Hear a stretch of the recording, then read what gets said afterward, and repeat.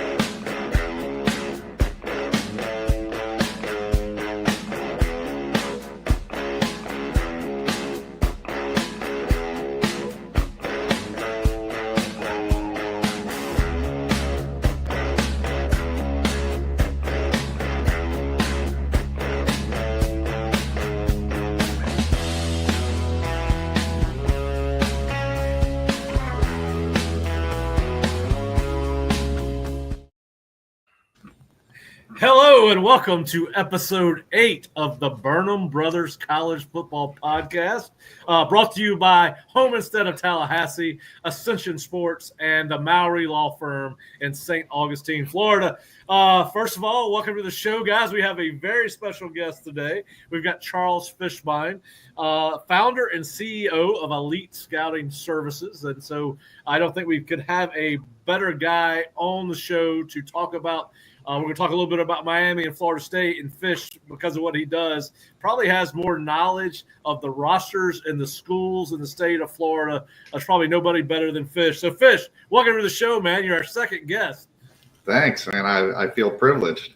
Yeah, and I want to apologize ahead of time, or for Shane.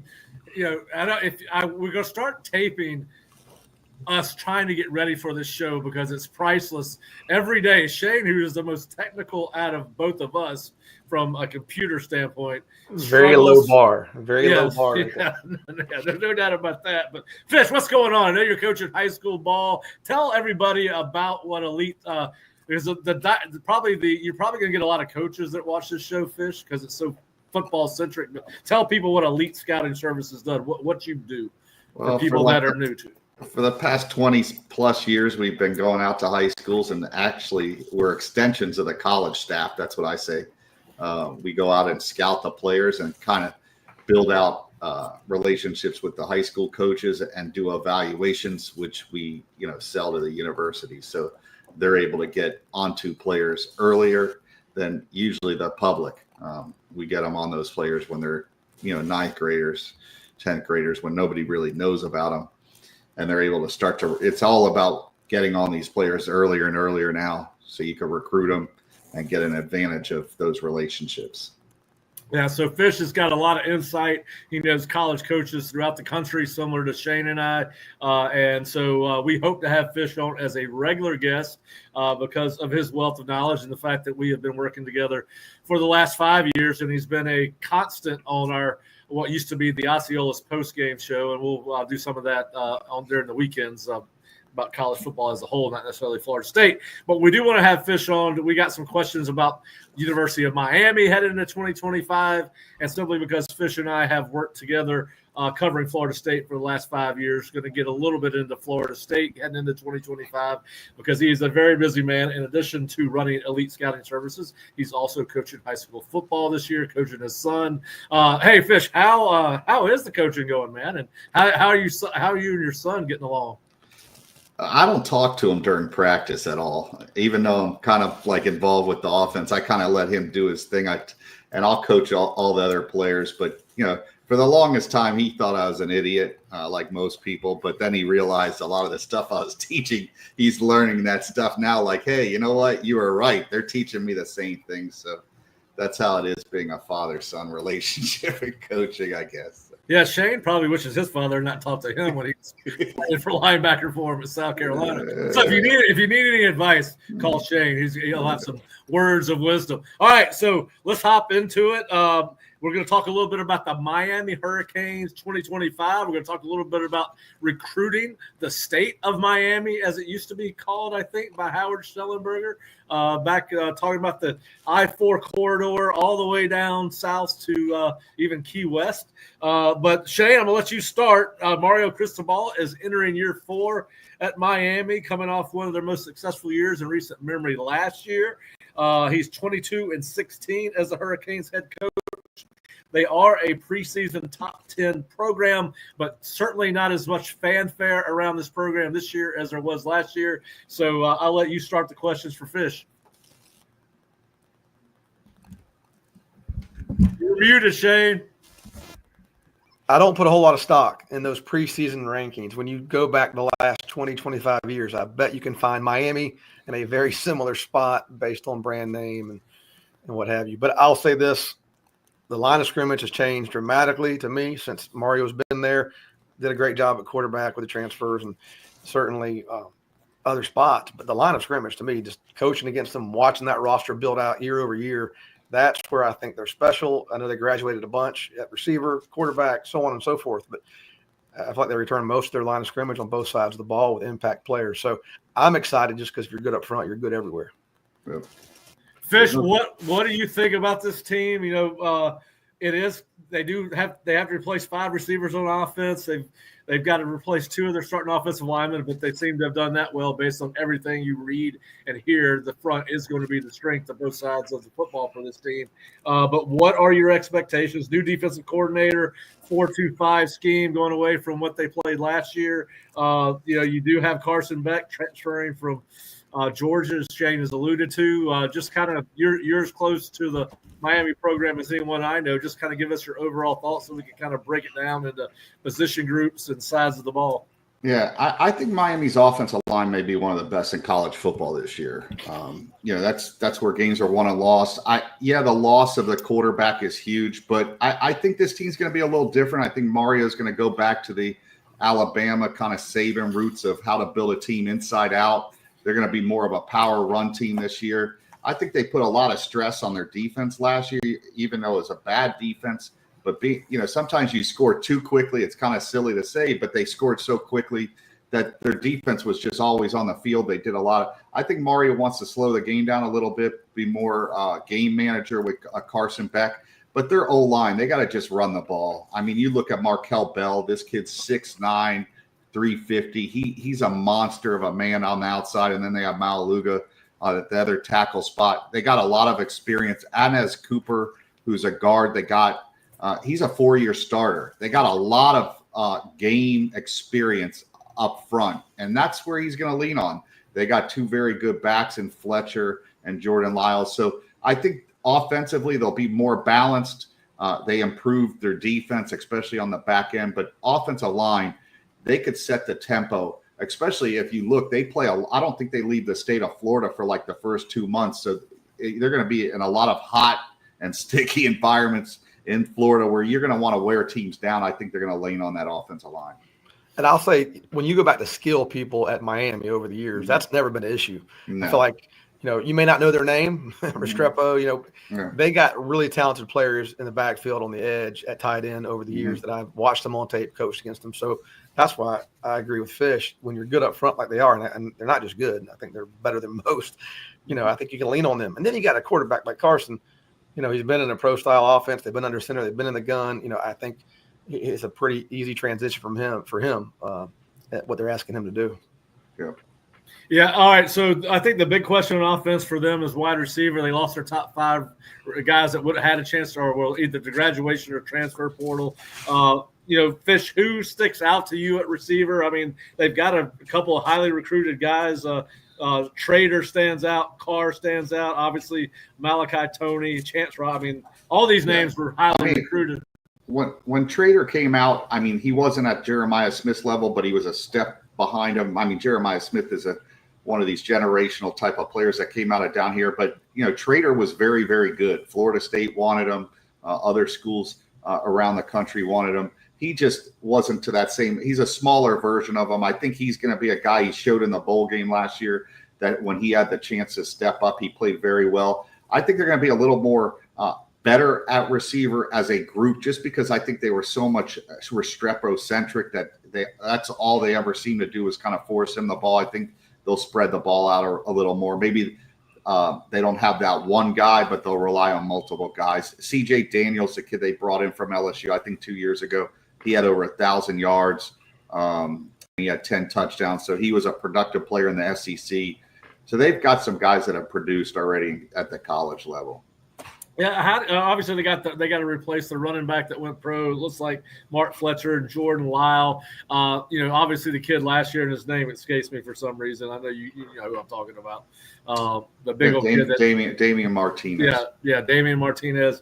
Do you see that more running back by committee for the Hurricanes? And is there anybody behind those two, Fletcher and Lyle, that you expect to?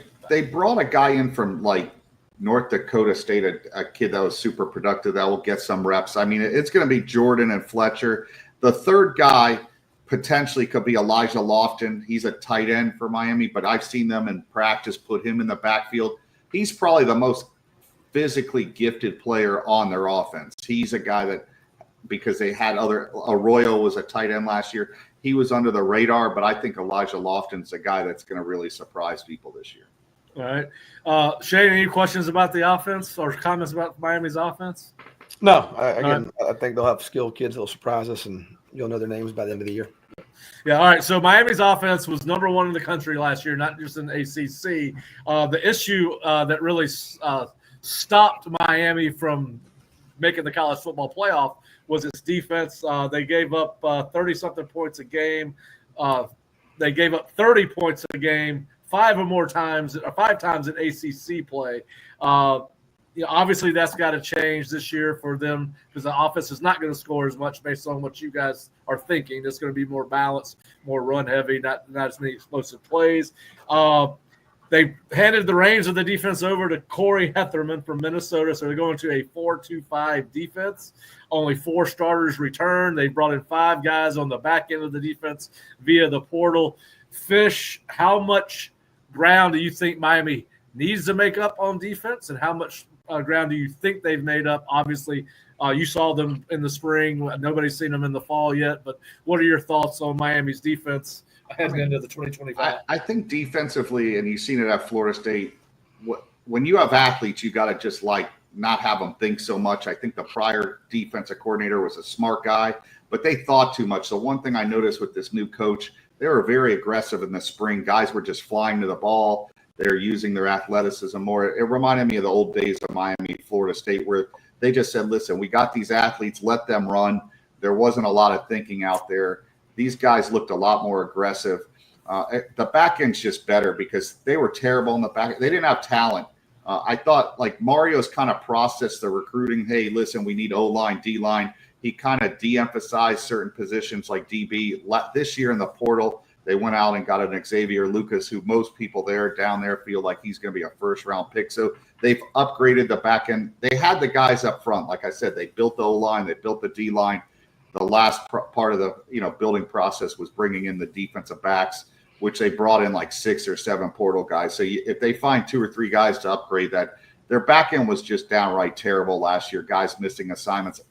Shane would be able to explain them more, whether it's more scheme or talent. I thought it was a lot of talent issues, but they did the scheme, I think, bringing in more of an aggressive style scheme, kind of like that Manny Diaz or one of these guys that likes to attack, get after people. I think you're going to see more of that. I think their defensive overall, the personnel is just better. And a lot of these guys like Ruben Bain, as talented as they are, they were freshmen. These guys have to grow up. And, that jump from year 1 to year 2 to year 2 to year 3 is a big deal in college football. People just expect, because these guys are so highly rated, they're supposed to come in year 1 and just dominate. It doesn't happen, especially up front. Yeah, listen. Go ahead, Shane. Well, I think what makes it special, again, they'll find the kids on the back end, whether it's through the portal, and they're weaponized enough to do that.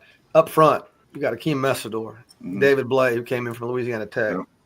Certainly, you got Ruben Bain back. I think he's only going to be a junior. It seems like he's been there forever. ACC Rookie of the Year 2 years ago. So Leonard Taylor, to me, reminds me of the D-line room we had in 23 at Florida State.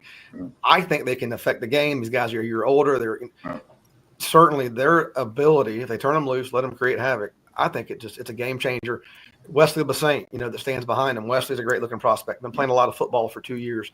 Going to be a third-year player in their program. Long, tall, rangy, right in the middle of their defense. So I think it's just a unique group up front that's going to allow those guys. And then when you talk about letting them go play, Fish, I think you'll see the same thing up here in Tallahassee. You're going to see a lot more eyes back in the backfield. You got a chance to go recruit these large, great athletes. Let them go break. Let them use their instincts. Let's don't turn our back to the ball. Let's don't overthink things. I think you're right. You'll see that at both spots, Tallahassee and Miami. I mean, Shane, the one thing is a friend of mine does a breakdown of all the college football teams, and I really never looked at this from the analytical standpoint, but like 2 years ago, he showed me Florida State, and he goes, this is why Florida State's going to be good. And the number of snaps per player on both sides of the ball was like twice as much, 3 times as much as Florida and Miami that year. And he goes, this is why they're going to be really good. Miami, the snaps up front between offensive line, defensive line, certain guys, they have a lot of snaps and experience. And that means something in college football. Even in this day and age of just plug and play, it still matters that you have guys that have reps. If you have a young team, it's just, you're going to have more mistakes. It's just the way it is. Agreed. All right. So, Shane, Fish may have already asked you the question, but what do you know about what Minnesota did on defense that Miami folks can look forward to seeing in that defense, or what obviously FSU fans can look forward to seeing, or maybe not look forward to seeing when they come to Tallahassee in October? But what does Corey Etherman do that's different than what they did last year on defense? Well, I think I know a little bit about Minnesota. We got a corner up there, Zaquan Bryan, starting corner at Minnesota. So I had a chance to watch those guys last year, saw them play in their bowl game up in Charlotte. And you're going to see on defense, 4 down front. You mentioned that, 4-2-5. They're multiple. You're going to see quarters. They're going to play off quarters, true old school quarters. They're going to play a lot of press like we see at Florida State the last couple of years, match quarters. But they're going to be varied. You'll see cover 3. You're going to see multiple fronts up front. But I just think they do a good job mixing it up. When I watched them last year going into that bowl game, breaking them down, I just thought they were very multiple, which, again, we talked about tendencies last week. The more multiple you can be without, confusing your guys and letting them play with vision like we talked about in those coverages, the harder it is to scheme you up as an offense. So I just think they did a good job. And a lot of it was vision coverage, right? Again, quarters, true Tampa 2, where you have playing some squat corners, true vision cover 3, which I think carries well to the Miami skill set those guys have. All right. Let's take a look at the schedule, guys. Miami has been picked either second, third, or fourth in most preseason media polls. And as we all know, after last year, if you're a Florida State person, preseason polls do not mean a thing. Shane's already alluded to it. But they're over-under in Vegas, which does mean something. For bettors, it's set at 9.5. And, of course, we've already given some people some great betting advice, being the professionals that we are, Shane. But listen, the schedule is home-friendly for sure, if not opponent-friendly. And I'm going to read the schedule just because we have people that listen to a podcast version of this. But they open up with Notre Dame at home, followed by home games against Bethune-Cookman, University of South Florida, then Florida at home. Then their first road game does not come until October at Florida State. Then Louisville at home, Stanford at home, then on the road at SMU, 2 home games against Syracuse and NC State next, then finish the season on the road with back-to-back games at Virginia Tech and at Pitt. Fish, is this a schedule that sets up for Mario Cristobal to make it to the ACC championship game this year? And can they make it to the college football playoff? Or, as one of our buddies has a question for you, Fish, do you think we will see a major setback, a major fall off at Miami this season? And that is, we do have a viewer subscriber question. So I'll let you take it away with that. I think it comes down to the first month, the Notre Dame, Florida. Even if they split, both of those games are out of conference. So from that standpoint, Miami just has to get through that first month, and then they get into the second half of their schedule. I think the back end of their schedule is very favorable. Syracuse, I don't think it's going to be very good. Plus, they get them at home, NC State, Virginia Tech, Pitt. I think those are games that they should win. So the first month is going to be key. I think Notre Dame, coming down first game of the season, it's going to be super hot. They got a freshman quarterback.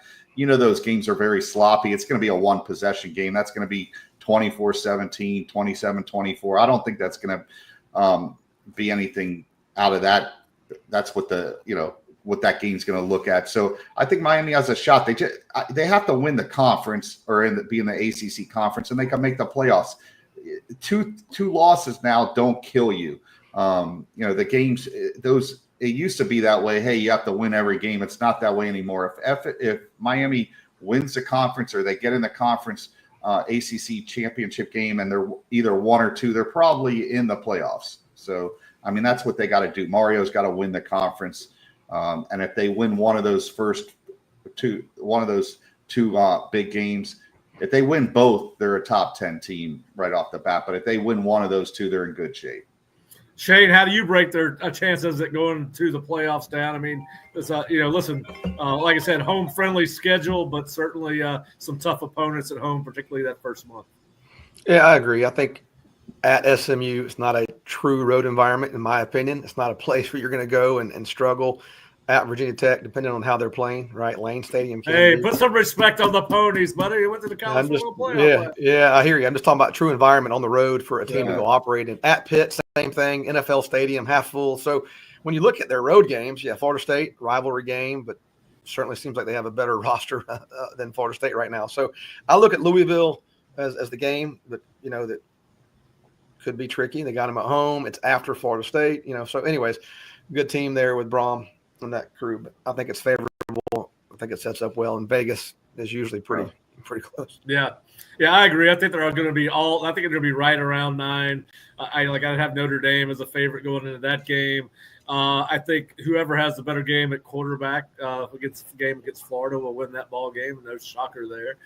Then I think Louisville's sneaky. I think that could be a tough one for them. I really like Jeff Brom. I'm a fan of his as a coach. And listen, everybody continues to doubt SMU. And listen, it's sometimes, Shane, as you well know, going into a dead environment is almost worse than going into a very live, loud, it kind of lulls you to sleep. I know that when we used to go to Cincinnati when they weren't great on years, it kind of lulled us to sleep. And, we've seen Florida State have some off games at places like Wake Forest, which is, Snuggy Hill, and people taking naps on the side of the so anyway, we'll see what happens. And then listen, NC State, I think they could be a very interesting team late in the year. So I've got them all. I'm all over that 9 number, I think. Well, the only reason I bring up the stadium and road environment, I think about snap count and jumping in as a pass rusher. I think the ability to operate on offense and the ease. It's 32,000 people, so they can be as loud as they want to be. They can only be so loud and effective in so many ways. I agree. Louisville, Brom's the best coach in the ACC, or one of them. What he does offensively and what he does, I really like him. It's just a lot. I think SMU was kind of that team that snuck up on people last year. I think people, once you have a year of film, I think Clemson and the playoffs kind of expose them a little bit. I think they have a lot of holes in that team. They were able to kind of work around, coach around. But once teams have a year of film, and I still think SMU up front isn't as good as a Miami, even a Florida State, Clemson. I think they could get exposed this year, where last year they kind of snuck up on people. Yeah, I got a question for both of you. It's not really I know that going into Mario's 4th year, a lot of people are going to want to see them around the 10-win mark to sustain consistency with where this program is going. But I read a tweet yesterday where they were talking about if Alabama goes 9-3, could Kalen DeBoer be in trouble? And this is talking about Miami, but also talking about college football at large. When we went to super conferences, one of the things I said was, listen, people are going to have to readjust their expectations as fans and as members of the media. 9-3, if Alabama were to go 9-3, could very well get them into first place in the SEC, because they're killing each other week to week. Like, they're just eating each other up. The same thing can be said in the ACC. It's a deeper conference now. Some years it's deeper than others. All conferences go through that, where sometimes you've got 8 or 4 really good teams, a couple of great teams. Do people need to start, fans, media, because of these schedules, because of who these guys are playing, do they need to readjust their expectations in what a good season really is? Because we've, as the conferences have expanded, it's kind of gone to the NFL model, where you're moving more towards, you have a lot more parity, and you're moving. I'm not going to say it's a 500 league in the SEC, ACC. I think it's more of you're an 8-4 type average. But what do you guys think about expectations for Miami? And are fans still expecting too much from as far as a win-loss with the expansion of the conferences? Fish, when's the last time Miami won the ACC? I don't think they have, but I mean, okay. So yeah, expectations are always unrealistic. I mean, most fan bases, and it's short for fanatic. I'm with you. I think you should be judged now. I think the judgment goes, did you make the playoff, right? And did you get in? I cannot believe, I can't believe it, but I cannot believe the powers that be at a place like Alabama in year 2, knowing what you're following, that you'd be in trouble going 9-3, like you said, on the verge of a playoff. But expectations at most places are unrealistic as long as your administration does not share those same unrealistic expectations of the fan base. As a coach, you're comfortable. Fish? I thought when DeBoer took over, listen, he's taken over for a legend in Saban. He set a precedence that's never going to be duplicated in college football. Alabama fans better just understand that what he did will never be duplicated at that school or any other school. The top 10 finishes. And the way that college football is set up, I'm not saying you're going to see another Florida State situation, but I do think you're going to see teams with the swings. We've discussed this. You can't have roster turnover of 60, 70% every year. This isn't pro football teams don't have this much turnover. So I think you're going to see more situations where teams from year to year, the expectations are, this team's going to do this or that, and then they're going to fall off from that, and it's going to be a big drop. That's where I think fans have to adjust, is that year to year, every team is really different. I mean, you can't go, Florida State went 2-10 last year, they're going to go 2-10 this year. They're different teams. The personnel's different. The players are different. They brought in a bunch of different coaches. I just think college football, it's a new story every year, and that's how you have to be as a fan. Like, your expectations, we really won't know what most of these teams are about till about week 3 or 4. And then at that point, we could readjust our expectations for each team. Yeah. And I'll add to that too. I think when you look at a place like LSU, where they've won 3 national championships with 3 different coaches, right? Mm-hmm. Miami, and I get it, it's been a long time, but I guess that is what builds up those expectations. When programs have success, regardless of who's in the pilot seat. But when you see a guy like Nick, just like you saw here, Bobby to Jimbo, and there's a slow fall off. These are some great programs, but you got to give credit to Nick and Bobby and some of the guys who led those programs and made them what they are. So I think there's going to be some fall off just because he's special, and not the Boer's not. It's just, it's different. And he's a special human. I've always thought that with the going to Super Conference, particularly SEC, where you bring in Texas and Oklahoma, and then obviously the Big Ten, where you're bringing in Oregon and Washington and USC and UCLA, you're moving. The parity's never been more. I think you have to adjust your expectations. All right, we have a lot we want to talk to Fish about.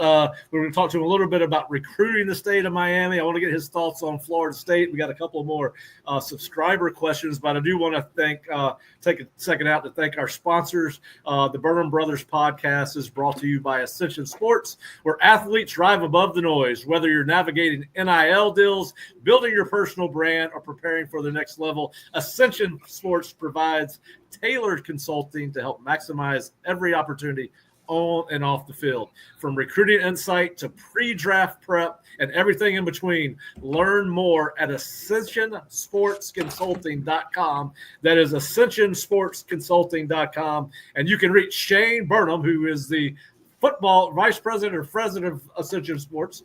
Shane, where can they reach you to get in contact with you and the Ascension Sports Group?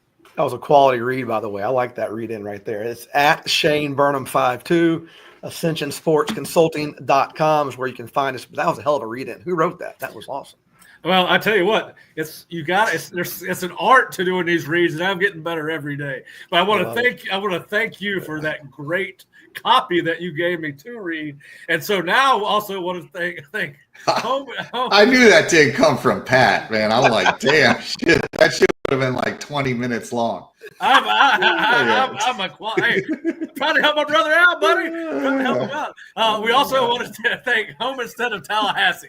At Home Instead, their adoptable care plans give you the confidence of personalized help that's with you throughout your day.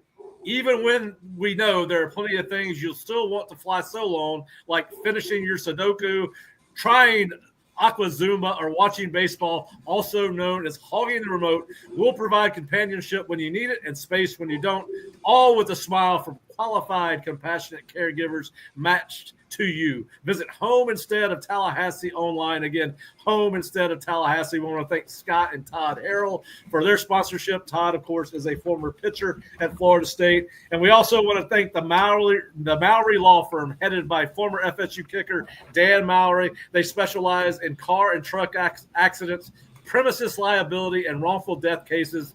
Dan's team of lawyers bring over 50 years of experience with them, and Dan and his team can be reached at 904-824-7799 or MowryLaw.com. Again, that's Mowry Law, 904-824-7799 or MowryLaw.com, and they are headquartered out of St. Augustine, Florida. We want to thank Dan and his group for their sponsorship. All right, guys, welcome back to the show. Got my reads in, getting better, trying to know where to enunciate all the words. All right, so we want to get into a little bit about recruiting the state of Miami. Shane, I'm going to let you take that question away. Fish, one of the biggest questions I had for you, again, I've subscribed to your service, Elite Scouting Services, forever as a coach, places I've coached, Iowa State, Rutgers. Nobody knows it better than you do. Nobody's had a better grasp on that for the last 25 years. And I always thought whoever ran the state of Miami, whether it was Miami, Florida State, Florida, Saban, Ohio State, people have had different runs in my mind where they controlled that turf and got the best players out annually. Is that still a thing? Portal, NIL, not as many kids signing out of high school, obviously. But I still, in my mind, still think if you run the state of Miami, you have a chance to have a great program. Is that still happening? Who's doing that? I mean, Georgia was doing it for a while. I mean, you look this year, you could kind of say Texas is kind of taken over the top spot. They landed Diabell, who most people consider the top quarterback, not only in the state of Florida, but the country. And they also landed Derek Cooper, who's, I think, could be arguably the best player in the country. I mean, he could play on both sides of the ball. So you could sit there and say they landed 2 5-star kids, Texas did, and how will that translate? I'm biased toward players not only from down here, but the state of Florida. I think we produce the best talent, and not only from a talent standpoint from the top end, but the depth of the state.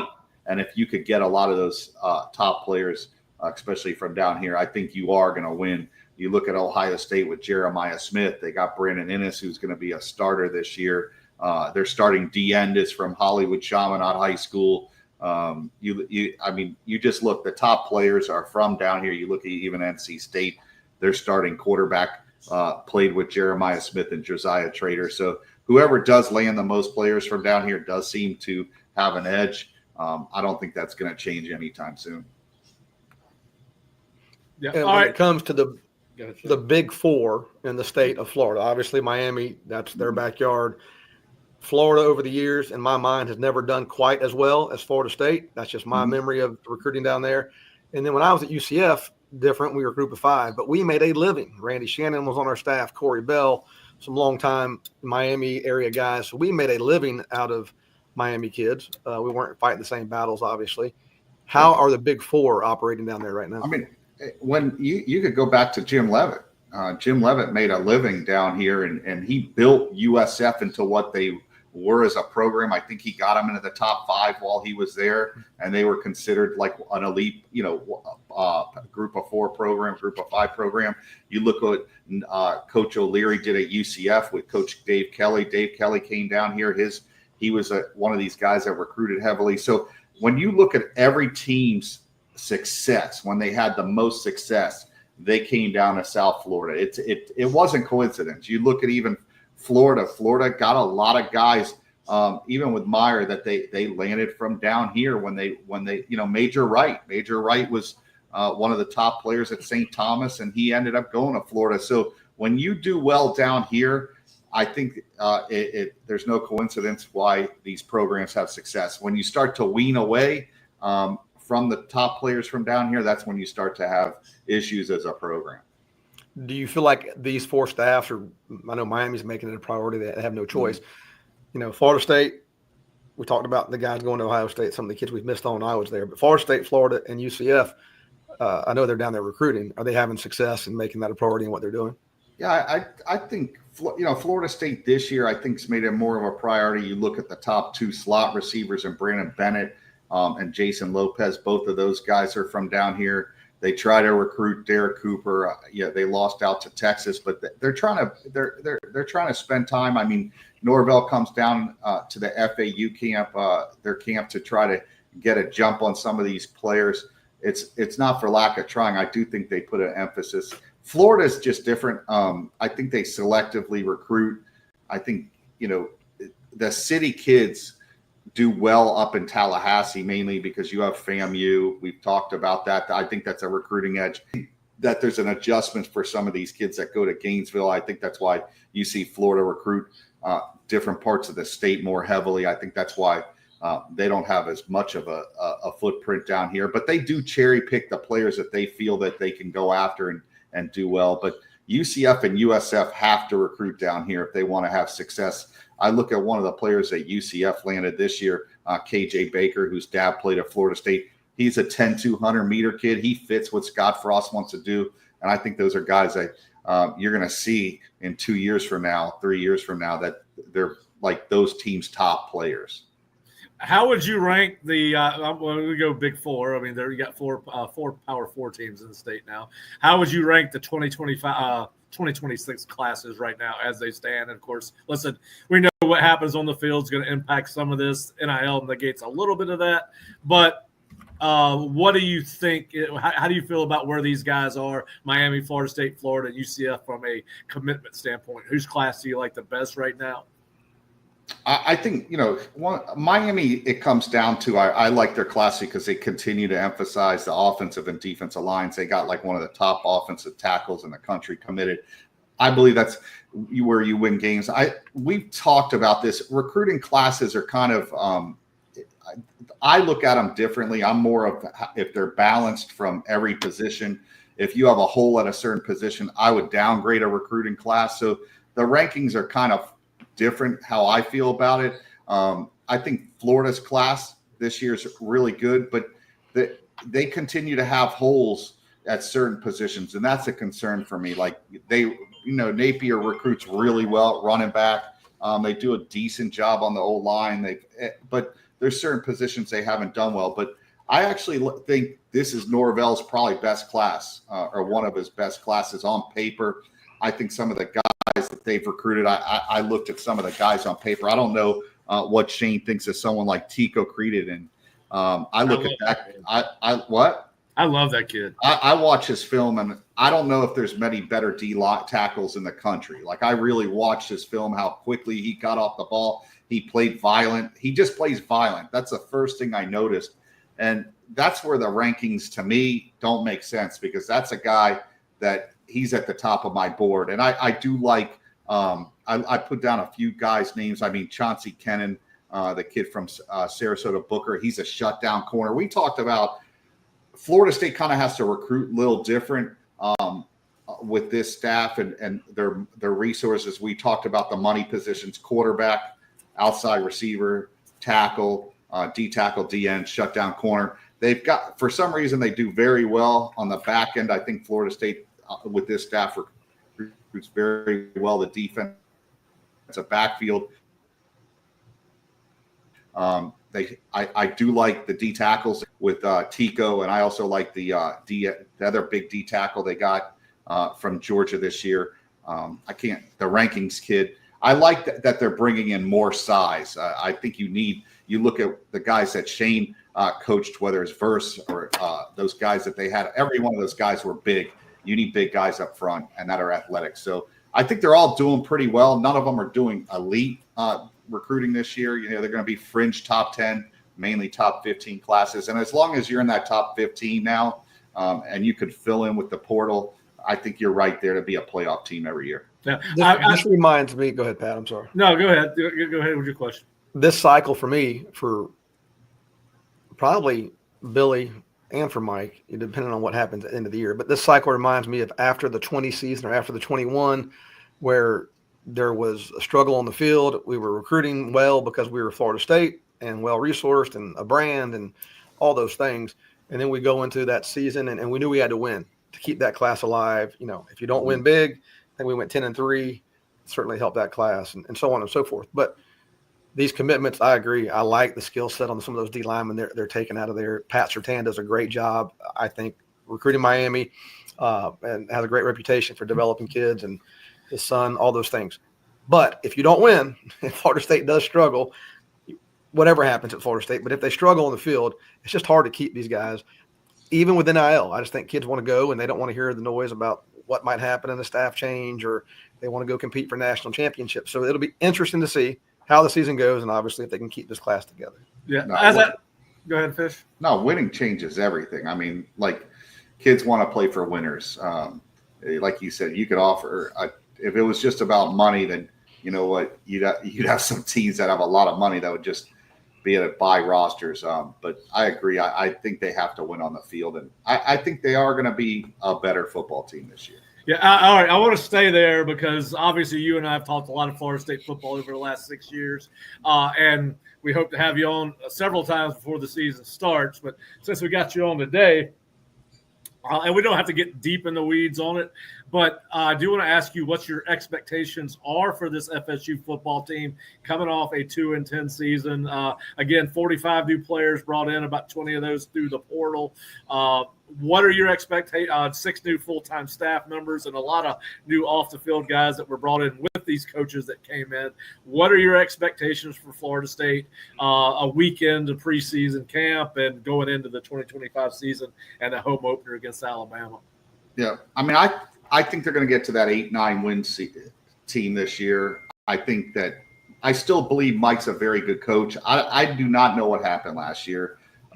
Every week that we did a post-game thing, it became more like we had no answers. I think you had given up after about week 2. I was holding out to like week 4 or 5 where I just threw my hands up. But I do think he's got a better staff. I think that he's got guys that when things go wrong, if something goes wrong in a game from week to week, these guys have been there, done that there's not going to be that fall off that cliff this year, that if they do lose a game, it's not going to be devastating like it was last year. I do think that Mike's going to get back to what his strength is, running the football. That is where he's had his most success, how he got FSU out of the hole, is being able to run.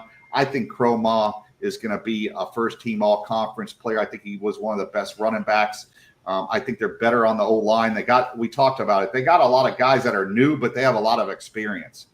These guys have reps in the SEC, so that's important. I just think that they're just better on both lines. I think the secondary is going to be good. I was never a fan of Adam Fuller as a defensive coordinator. I think that I don't think he was a bad X's and O's coach. I think he was just a bad fit, and his style play did not fit what the Florida-type players are capable of doing. I think they're going to be a lot more aggressive on defense, kind of like we talked about Miami. I think the roster's better. They have to win, but I think they will. I think they'll win enough to keep the class together and keep Mike off the hot seat. Yeah, I wanted to ask you a little bit of recruiting, a little bit of coaching question when it pertains to Florida State. Obviously, I think we all agree that the offensive staff has been upgraded with Malzahn and Herb Hand. I do want to talk to you a little bit about what I know you're familiar with Herb. He's recruited the state of Florida a long time. Gus's offense is what it is. We can talk about that if we want, but I think the most impactful hire coming into this season is Herb Hand. Talk about him as a coach, talk about him as a recruiter, because I do think they upgraded in both places with his addition. Yeah, I think they went from a major weakness at a position as a coach to a major strength. I think Herb Hand is going to bring stability to that offensive line. I think he's probably simplifying a lot of the stuff that they're going to do. And the proof's in the pudding. He's done it everywhere he's been. Their offensive lines have always been pretty much a strength wherever he's gone. I think a lot of the stuff was, even though the talent level of Florida State on the line wasn't great last year, the coaching was even worse. It was a major weakness, and that's why you do not win if you're bad up front, and they were terrible up front. All right, we have a subscriber question. This is from Bill. We've already kind of addressed one of his questions. With the NIL and portal, do we see the volatility from one year to another, the extremes, as something that is going to be more prevalent than it has before? I think you don't think so, Shane? No, I think what you guys are going to see in this new NIL space with the rev share, you're going to see less volatility. What I mean is we all got our hands around it as coaching staffs. whether it's the way these contracts are structured, and that's a whole nother show, but a lot of these new rev share contracts they're trying to put kids on through next June. They're going to change the portal window to once a year. I really think what they did in a very smart way in college football, they've got the tiger by the tail as much as you can without having a true CBA in place. So I think we'll see less volatility. If you're a really good player, they're going to pay to keep you, and that's going to be retention will be more and more the name of the game for most schools. So I think you'll see less volatility. Yeah, I saw where Kenny Dillingham said the other day, recruiting is dead. It's roster retention that's king right now in college football. So Kenny Dillingham, who continues to impress me, we're going to talk about him one day on the show. Fish, I want to ask both you and Shane. This is Bill's second question. Also, if FSU only wins one of the Alabama, Florida, Miami, and Clemson games this year, if they were to win one, only could win one of those, which one is most important for Mike to win? It's a good question because they're at least going into the season, they'll be underdogs in all of them. We'll see what happens as they get further into the season and what Miami looks like and what Florida looks like. But what do you guys think? If Florida State could only win one of those games, which would be the most beneficial to the program and Mike Norvell? You want to go, Shane, or take it, Fish? I think Florida. Just growing up, it always seemed like Miami, Florida State. While the fans hated each other, there was a mutual respect because they played each other. The players played each other. I think the game. It's just one of those things. It always seemed like the pressure was you have to win the Florida game to keep the fans off of you. Clemson's one of those teams. They're not, while they're a rival, they're out of state. And at the end of the day, Alabama's Alabama. Win or lose, I don't really think that game has as much of an impact. I think winning the Florida game basically can get you off the hot seat if there is a hot seat and save you as a coach. I just think that's the one game you can't lose if you're a Florida State coach. Shane, what do you got? I'm going to second that. Ditto, as my man Rush Limbaugh would have said. No doubt. You got the fan base that hates him. If you can only win one, win that one. And then, honestly, I can't imagine any Florida State fan answering the question differently.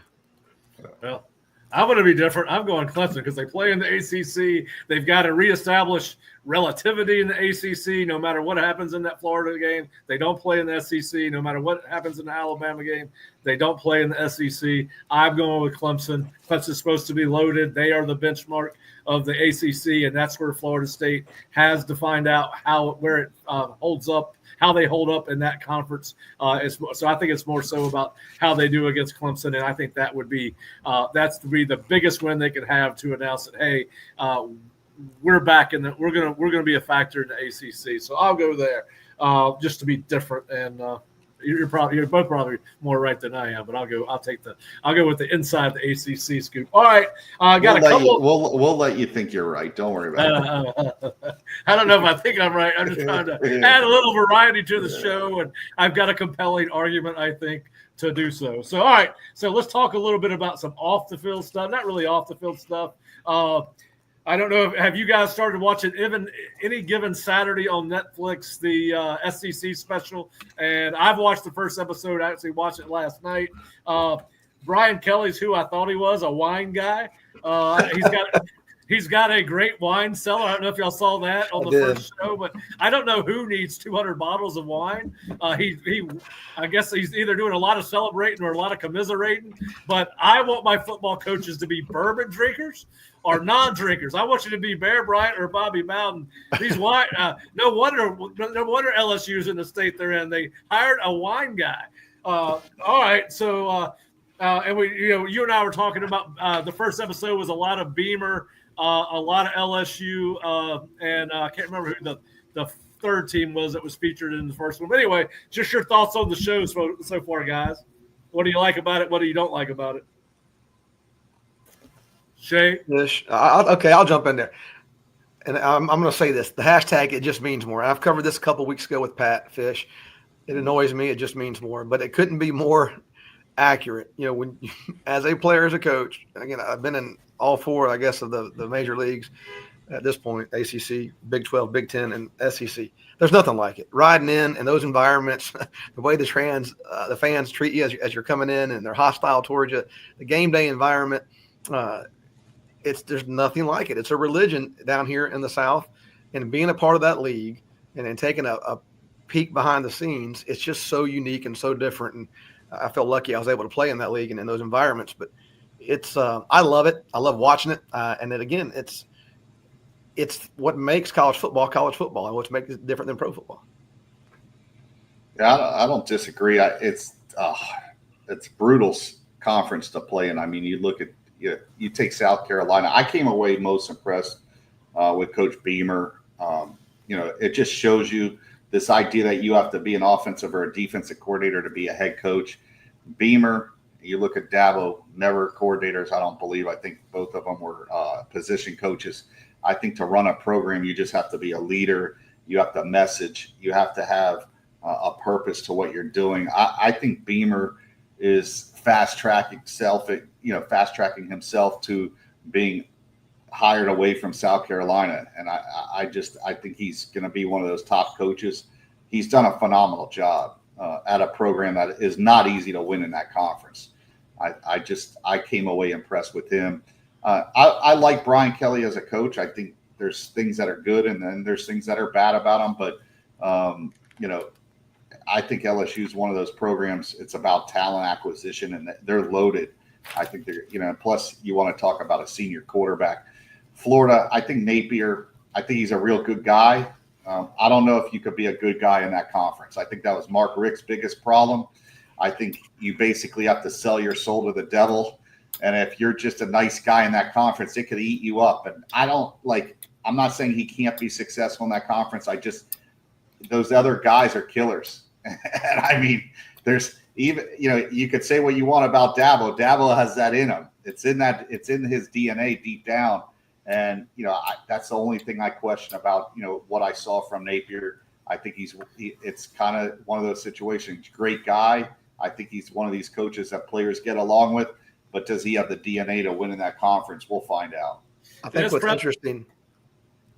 Go ahead, Pat. I was just going to say, Napier, I think sometimes the way he comes across in press conferences, it's awkward at times. He's not as not as polished as some of these guys in the press conferences. But listen, he got some pressure off of him last year. We'll see how it goes this year. But you're right. He's probably you do have some killers in this conference, and although it's gotten a little bit nicer. I mean, Saban's gone. DeBoer seems like a nice guy. I'm sure he's a pit bull behind closed doors. I'll say this about Beamer: if you hear the kids talking that special last night, the first episode I watched, NIL relationships don't matter. It's more transactional. Yeah, yes, that's true, but I'd say they matter more than ever. If that makes any sense, your ability to connect, to be genuine, to be authentic, and for kids to really feel like you care about them. And that's probably their NIL is in good shape. That's part of their success, is what I'm saying. Yeah, but you look at Sellers and his family and how he they made a big impact on a kid that's a big time player. All right, trust me. If this kid has a season we expect, everybody's going to throw a lot of money at him, and South Carolina is not going to be able to compete. But listening to those parents, I think they're going to give them a chance to keep this kid in college at that program, and I still think that matters. Not every kid is about, hey, I need the money, because you know what? You still want to be comfortable. You still got to be at that school. You got to wake up every day. You got to be around people you like. If you're just doing it for the money and you're miserable, I don't know how much fun that is. Like, the money's comparable. The numbers aren't like crazy. As you hear stuff, and then the numbers aren't to the point where that should be the only reason you choose a school. And I've lived this. I've made more money to coach some places where I wasn't as happy as I was the previous place, because it's how you feel, who you're working with, who you're doing it with every day. So I do think that there's something special about Shane. And obviously there was something special about Frank, and whether he inherited that or just learned, but there's something he's doing at a really tough place to do it, Fish, in a very negative fan base by and large, as he mentioned in episode 1. Hey, you win a game, you're on top. You lose a game, they want to fire you. But I think he's special, and it's neat to watch him build that program. Yeah, he comes across as a really authentic guy. I thought the comment that Sellers made before there was a dinner between him and his parents. It was during last season, and before he renegotiated his NIL, it was clear that Beamer was the difference in why they got him, and he does have a chance to take that program to places it's never been before because he is such a super talented kid. And I think they did lock him into a 2-year NIL deal after the offseason. So, I think I go back and forth on Shank, and sometimes he does some corny stuff, but listen, corny stuff works for college kids, right? Sometimes, I mean, they're college-age kids. Look at Dabo's been pulling that off for 2 decades now. So, I mean, it works. As long as you win. Yep. Yeah, just win. Be corny if you want. Be corny as you want to be, but you got to row the boat. No, don't row that boat. That boat needs to sink. I knew I still had a dagger to put in you there a little bit. Man. Come on. I watch him speak. He's kind of like the longer he's at Minnesota, the more respect I have for what he's doing there. Yeah. I do think he's a little bit odd personality-wise, but I watched him give a speech at a coaching clinic. He's pretty damn good now. When I saw him at FSU's camp a couple of years ago, and he's got his manservant carrying his bag for him. Like, come on, I know you're a college head coach, but he does some weird stuff like that. But I'll go back to PJ Fleck. He gets hired. That's who we're talking about. I know. I'm going to go back and tell a PJ story here. He gets hired at Rutgers prior to my time there, but the story was he comes into the team meeting room, and there's usually a lectern or a table at the front of the room. We all stand behind to present. And I believe PJ's first action as the coordinator at Rutgers for Shiano, I guess it was. Maybe it was Kyle Flood. I think it was Greg. He jumped on top of the table, and very Ed Ogeron-ish in his first interaction with the team. That's who he is, man. I think he's always burned that way. He interviewed for us at Iowa State when I was coaching there to be our OC, and I got to know him a little bit in the interview process. But I think, PJ, kind of like Mike, those guys just vibrate at a different frequency. Yeah, I think those two are very much alike. They're very speak it the truth type guys.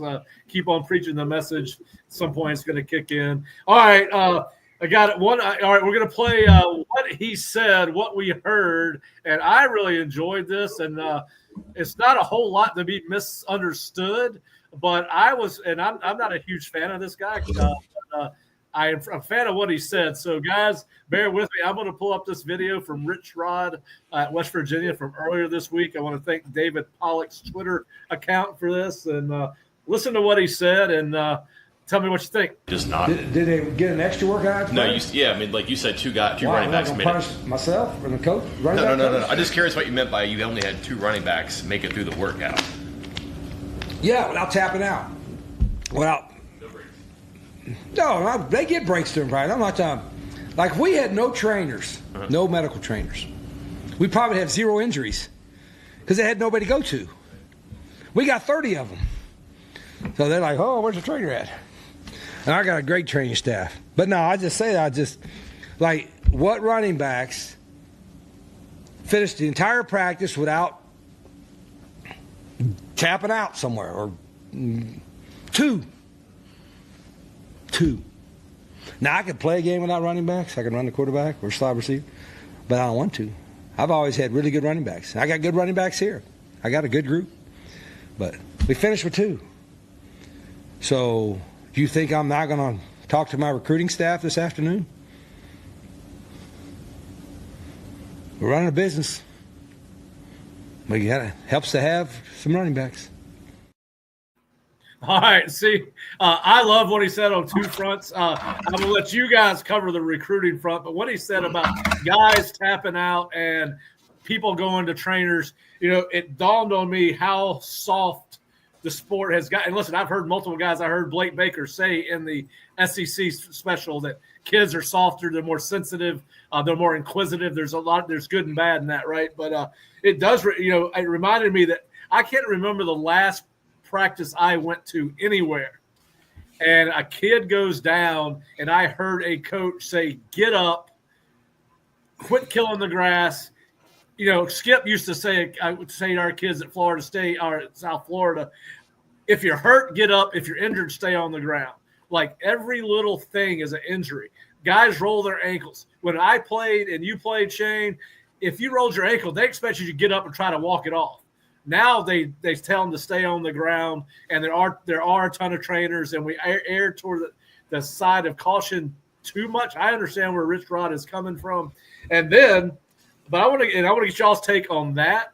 It's very old school. It reminded me of a different time and place in college football, and I think to some extent that we need. Shane, you mentioned on the last show, you got to get calloused up to physicality, and sometimes I don't think the way we practice today allows for that. But just your thoughts on what he said, and then Fish and Shane, what he said about recruiting, because clearly he was disappointed in the evaluation of whoever they have in that running back room by saying, I'm going back to our recruiting department and player personnel department, and we're going to have a conversation about how we ended up with who we ended up with. So I'll let you guys take it away from there.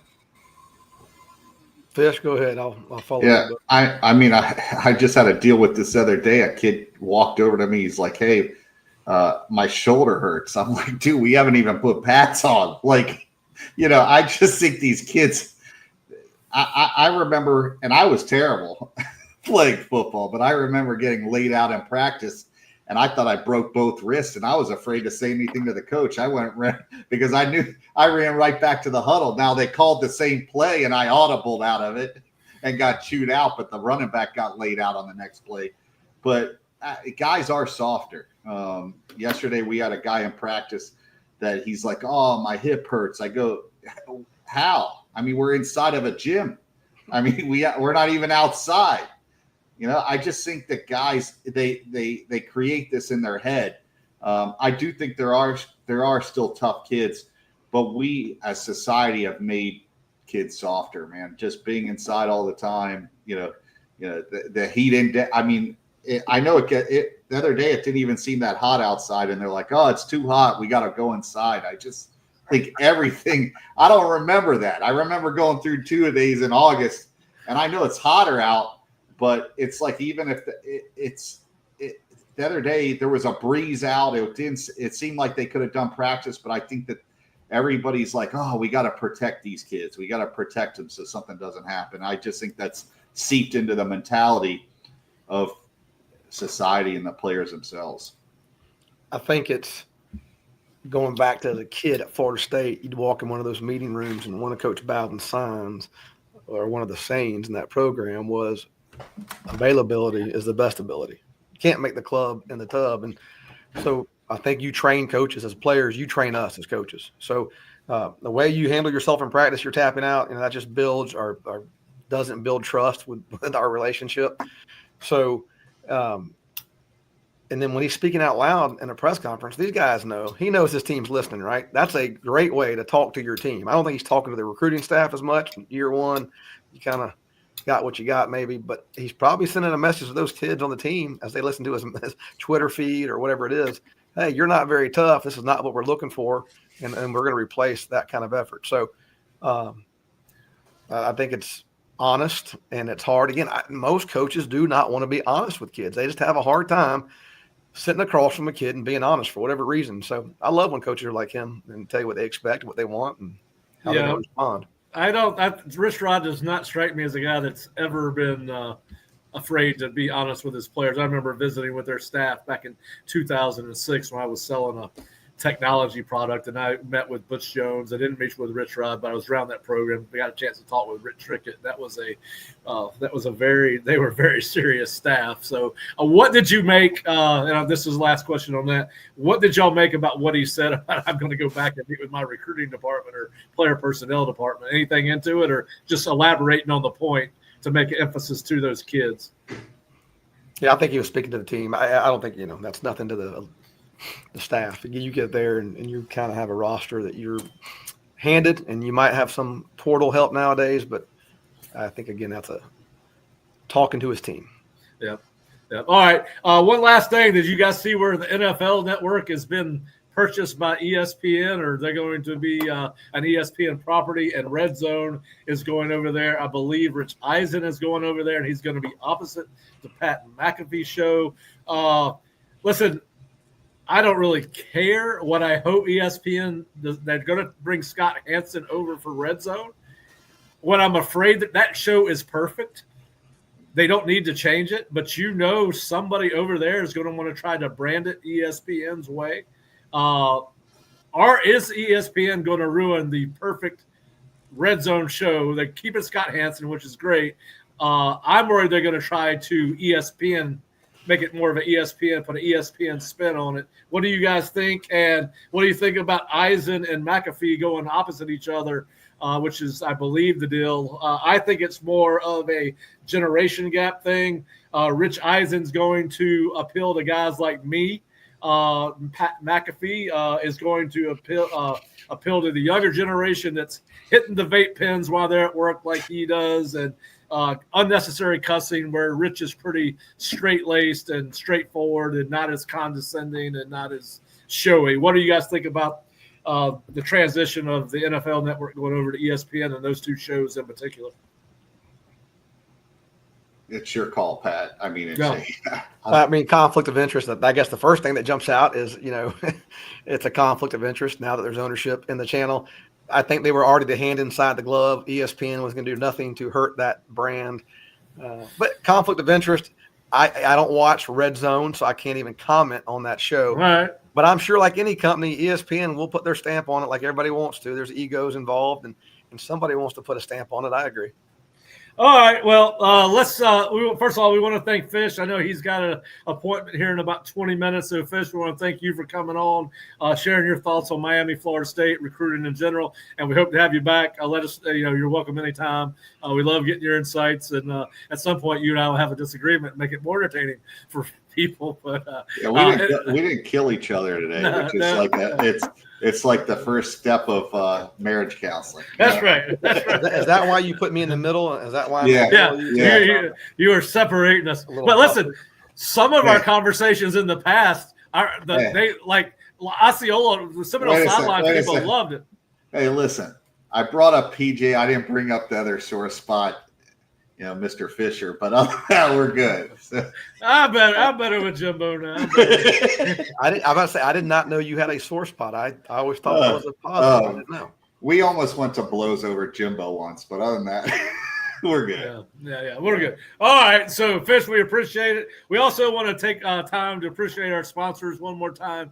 The Burnham Brothers College Football Podcast is brought to you by Ascension Sports, where elite athletes rise above the noise. Whether you're navigating NIL deals, building your personal brand, and preparing for the next level, Ascension Sports provides tailored consulting to help maximize every opportunity on and off the field, from recruiting insight to pre-draft prep and everything in between. Learn more at AscensionSportsConsulting.com. Again, AscensionSportsConsulting.com. Shane is president of the football operation there, and they do represent basketball and I believe baseball players too. So if you're a prospect or a parent of a prospect, or you got a kid that's looking to transfer at some point, Ascension Sports deals in the portal and NIL space.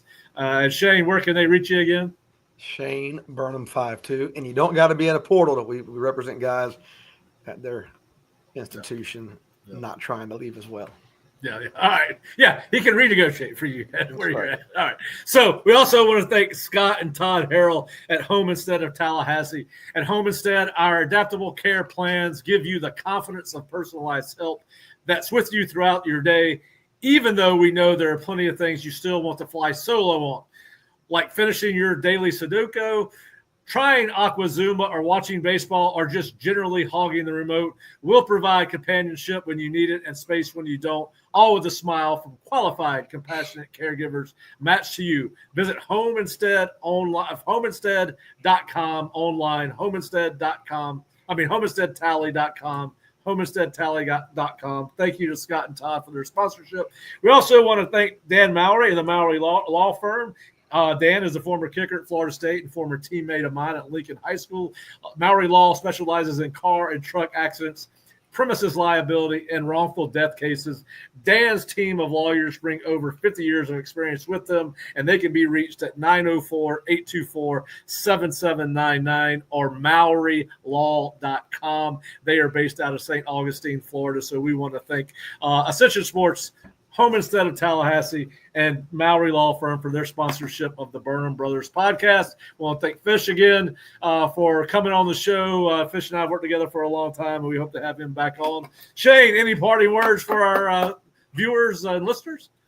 Happy hump day.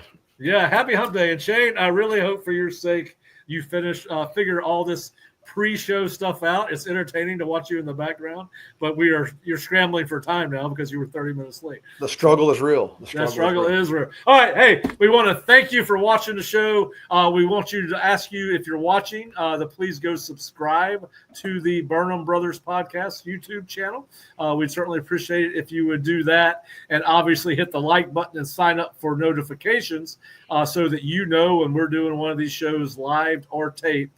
But please go ahead and like and subscribe to the channel. We certainly appreciate that. And we will see you on Friday for the next edition of the Burnham Brothers College Football Podcast. Have a great Wednesday and have a great Thursday, and we'll see you soon.